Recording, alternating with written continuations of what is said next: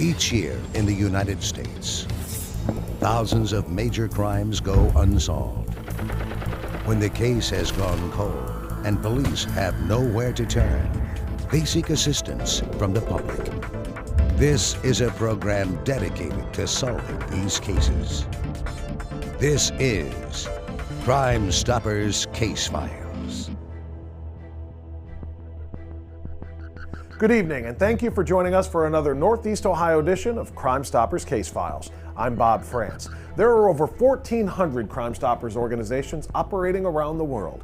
These organizations empower citizens like you to become directly and anonymously involved in fighting crime in our communities.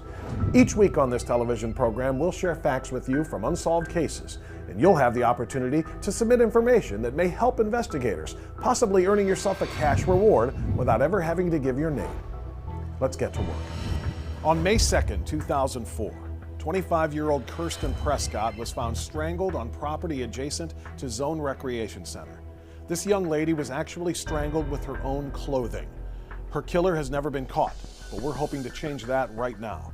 Here's the story. She was my firstborn, November 17th. She was born, and she was born down in Tennessee. Her dad was in the military, and she was the first of three. Next was her sister, Priscilla, and then her brother, David. She was very protective. She always wanted to be around family and be with family or be with people in general. Me and my sister, we were really close. She always tried to include me into everything. Always wanted to be with me. Always wanted to make sure I was all right. She moved a lot, but she still liked to keep in touch and have us over her place or have us around her in some way. If you met her in 15 minutes, you would know everything about her. She trusted everybody. She would try to give back in the community as much as she possibly could. She used to work for Home Depot, and every Saturday she volunteered and she did their kids' workshop. She helped out with the kids. She ran the workshop. One of the things that my sister loved to do was work for Habitat for Humanity. Always liked to give back to the community. She loved her sports. She loved playing clarinet in the band, playing soccer. She was basically a jack of all trades. Kirsten was very lovable. She was very caring. She would give you basically the shirt off her back if she could. She would do anything to help a person. Didn't matter if she knew him for 10 years or 10 minutes. She just loved us more than anything, you know? And it was awesome growing up with her. On May 3rd, 2004, at approximately 5 p.m., our detectives from the Homicide Unit were called out to 6301 Lorraine Avenue, which is Michael's Zone Recreation Center. Upon our arrival, we in fact did find Kirsten Prescott, a 25-year-old white female, deceased on scene from an apparent strangulation.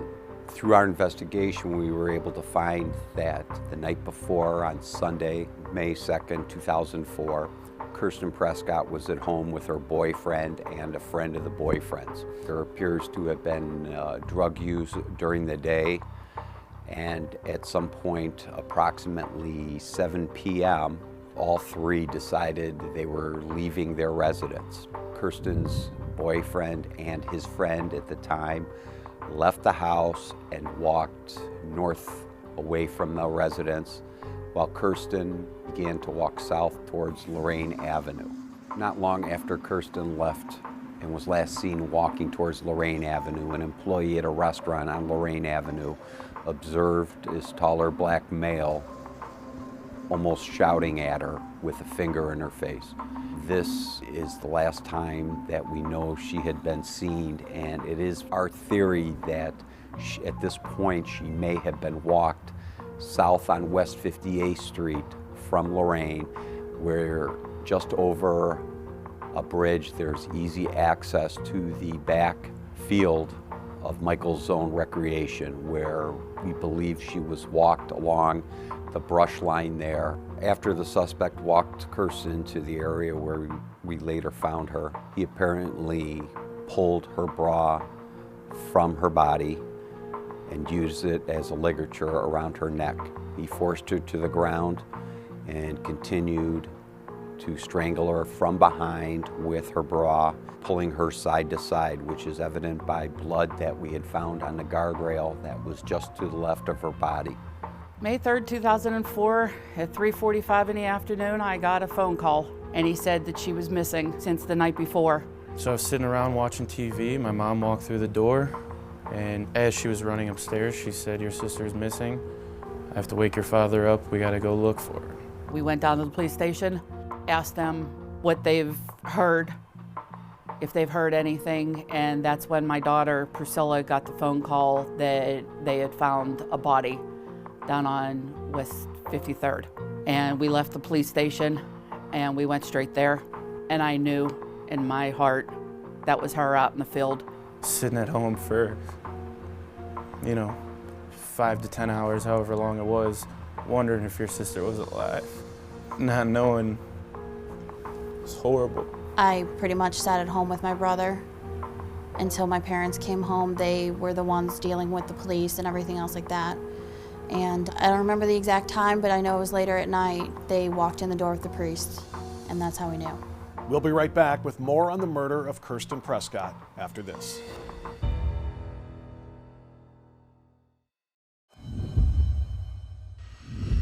In 1975, the first Crime Stoppers organization was formed by a detective who believed media attention helped solve cases. Since then, thousands of Crime Stoppers organizations have been formed around the globe with the same mission, encouraging members of the public to stand up against crime. Every 14 minutes, Crime Stoppers help solve a crime somewhere in the world. Get involved. Contact your Crime Stoppers organization and learn how you can help. Leave a tip, crimestoppersone.com. We now return to the case of the murder of Kirsten Prescott. On May 3rd, 2004, Kirsten Prescott was found strangled with her own bra at 6301 Lorraine Avenue in an open field area of Michael's Zone Recreation Center. We followed up with interviews on Lorraine Avenue and were able to find a witness that actually observed her approximately 20 minutes after she was last seen by her boyfriend at the corner of West 58th and Lorraine. He positively identified Kirsten by her picture and stated that there was a taller, older black male that appeared to be in her face, he describes, at that corner. This witness did not get a look at the male's face and could not make any identification. Our theory that at this point she may have been walked south on West 58th Street from Lorraine, where just over a bridge there's easy access to the back field of Michael's Zone Recreation, where the unknown suspect used her bra to strangle her while it appears she was in a seated position from behind. It wasn't until the following day at about 5 p.m. when we received a call from a citizen that observed her body at Michael's Zone Recreation. What if I could have kept her away from that area? What if I would have kept her at home? A really bad anger problem now, because of all this. Hopefully, maybe, if this gets solved, I won't be as angry. It would mean everything, pretty much. I mean, it's not going to bring her back. Nothing's going to bring her back, but at least it's a little bit of justice. At least it's a little bit of closure.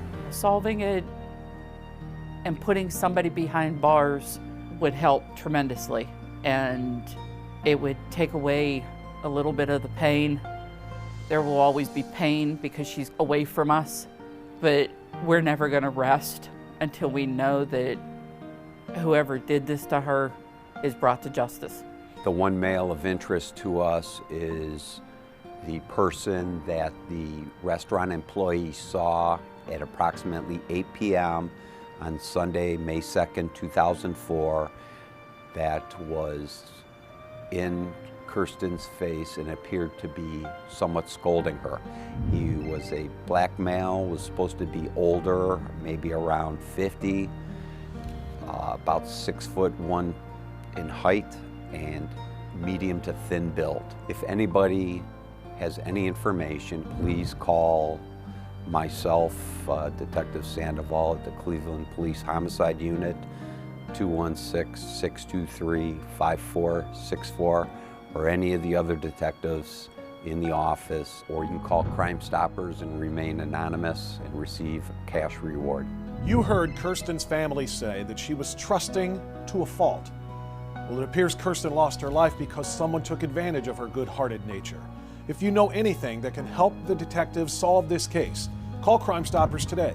The reward for this case is up to $2,000. We'll be right back with more when we return to Crime Stoppers Case Files.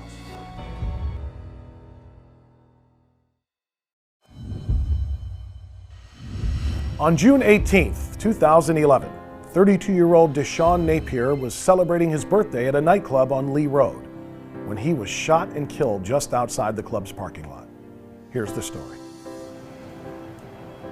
He was born in Mount Sinai Hospital, and my friends kept calling me, telling me that my family was celebrating because it was a boy. Son was born June 18th, 1979. Only son that I had. And everybody was partying. I'm at the hospital with Sean, and it was just like a bundle of joy. Oh, my nephew, to me, you know, he was always around me a lot growing up, and the times I had with him, you know, I'm always remembering. Never had nothing negative to say. He never really asked for nothing from me, you know. All the life I looked at, I would ask him to do things. He would be right there, and he was always pretty laid back. He wasn't gonna talk too much to you. He was an A1 student. He excelled in everything. He was an excellent cook. I was looking forward to him moving to Louisville with me because he wanted to go to that chef school at Sullivan. Good person, real good person. Good listener, just straightforward, very laid back, very friendly. Everybody liked him. A lot of people, you know, would pretty much cling to him for guidance. He never really asked for nothing from me, you know. All the life I looked at, I would ask him to do things. He would be right there. To me, he's a special nephew. On June 18, 2011, at approximately 2:30 a.m. in the morning, I received a text from the Cleveland Police radio to respond to Lee Road and Lotus Drive for a male victim of a gunshot wound. Upon arrival, I met with my partner, Detective Jeffrey Sampson, and Sergeant Adrian Candelaria, Homicide Unit Supervisor.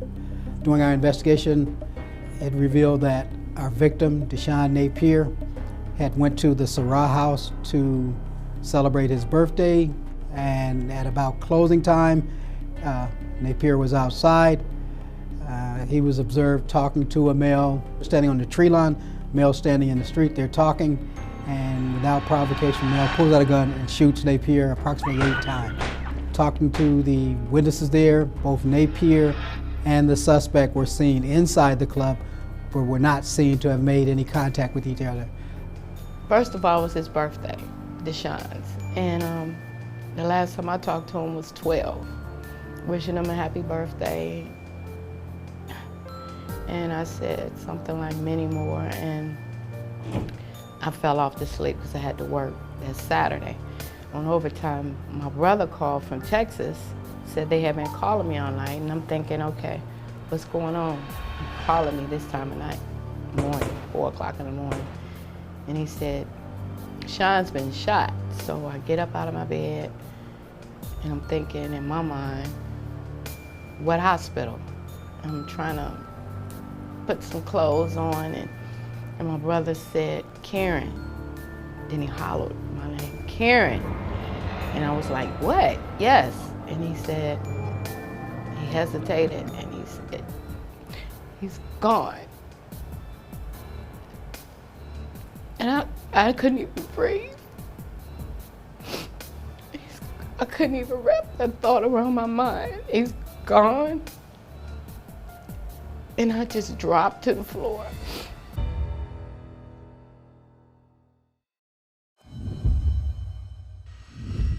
In 1975, the first Crime Stoppers organization was formed by a detective who believed media attention helped solve cases. Since then, thousands of Crime Stoppers organizations have been formed around the globe with the same mission, encouraging members of the public to stand up against crime. Every 14 minutes, Crime Stoppers help solve a crime somewhere in the world. Get involved. Contact your Crime Stoppers organization and learn how you can help. Leave a tip. crimestoppersone.com. On June 18, 2011, 32-year-old Deshaun Napier was murdered on the tree line outside the Sorrel House parking lot. The Sorrel House is a mid-20s to late 30s club, so it's a more younger club. Music, dancing, and on this night, again, he actually dies on his date, his birthday. He went there to celebrate his birthday. He's in the club, no reports of any confrontation with anyone. At the time that this happened, the club was letting out, it was closing, so everyone inside was either going to their cars or leaving the club. The witnesses that we've talked to states that Napier is standing on the tree line, the suspect is standing 3 feet away in the street. The conversation is not loud enough.